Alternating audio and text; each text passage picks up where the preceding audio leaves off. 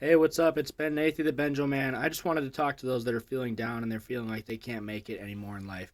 One of the heroes of the Bible, the prophet Jonah, felt the very same way.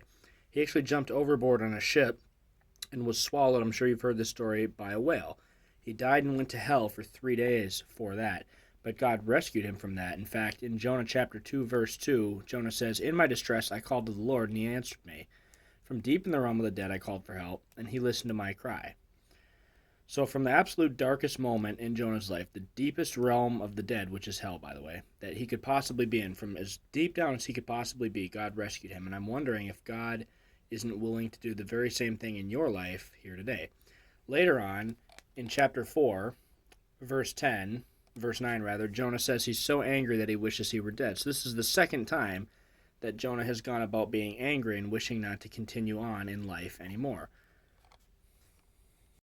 But God continued to rescue Jonah and show him love and mercy and keep him in the game and keep him in life. In Jonah chapter 2, verse 9, Jonah says that salvation comes from the Lord. That being saved and salvation, it comes from the Lord. And he continues on in life. He ministers to the people of Nineveh. He works his hardest. He tells them his testimony. He tells them his story. And I'm wondering if you can't do the same.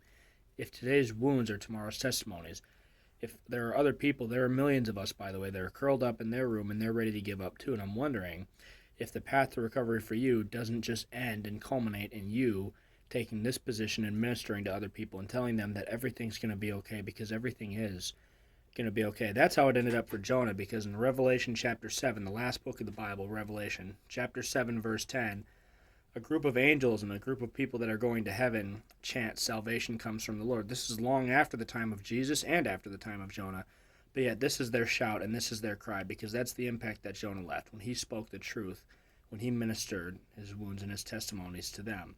He left a piece of himself. He gave everything he had for God, and you can do the same thing here today, and then you're going to make it to heaven where you belong. God bless.